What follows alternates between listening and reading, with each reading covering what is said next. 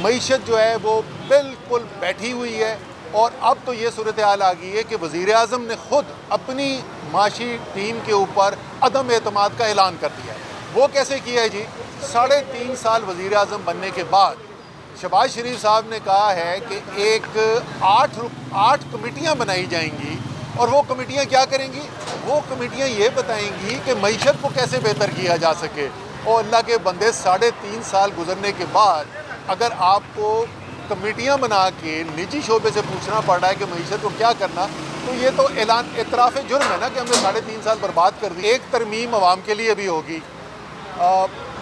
ملک کی جو مجموعی صورتحال اگر آپ دیکھیں تو بیرونی ہمارے حالات جو ہیں وہ اس میں کوئی شک نہیں کہ اس میں بہتری آئی ہے۔ مئی میں جس طریقے سے ہم نے بھارت کو ایک تگڑا جواب دیا، ساری دنیا نے اس کو مانا۔ امریکی کانگریس کے اندر بھی رپورٹ اب آ گئی ہے کہ پاکستان وہ جیتا، وہ مارکا جو ہے، مارکا حق جو ہے انہوں نے جیتا تھا۔ اس کے بعد پاکستان کی ایک ساکھ بنی ہے، اس میں کوئی شک نہیں، لیکن ملک کے اندرونی حالات ٹھیک نہیں ہیں۔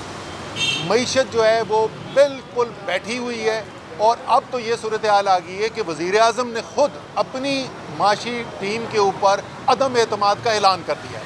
وہ کیسے کیا ہے جی؟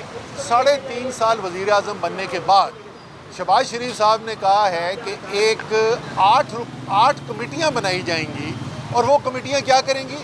وہ کمیٹیاں یہ بتائیں گی کہ معیشت کو کیسے بہتر کیا جا سکے۔ اور اللہ کے بندے، 3.5 سال گزرنے کے بعد اگر آپ کو کمیٹیاں بنا کے نجی شعبے سے پوچھنا پڑ رہا ہے کہ معیشت کو کیا کرنا، تو یہ تو اعتراف جرم ہے نا کہ ہم نے 3.5 سال برباد کر دی ہے۔ معیشت بالکل بیٹھی ہوئی ہے۔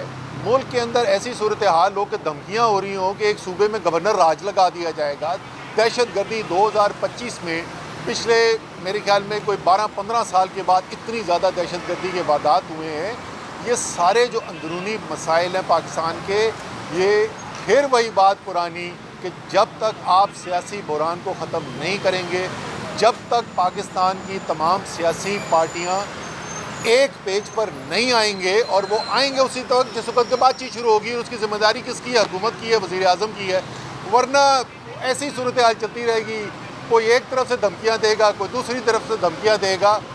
یہ ملک کو کہیں لے جانے والی چیز نہیں۔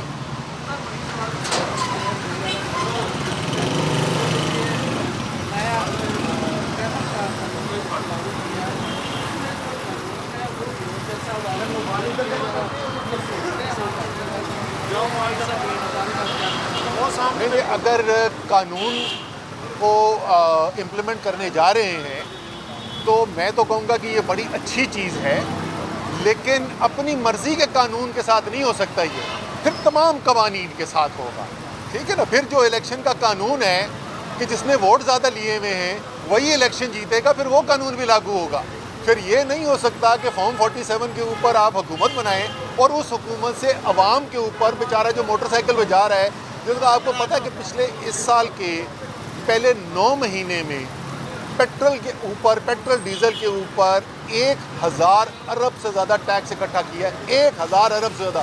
وہ موٹر سائیکل والا جو جا رہا ہے اس کو چلان تو آپ ٹھوک رہے ہیں، لیکن جو طاقتور ہے اس کے اوپر قانون کون اطلاق کرے گا؟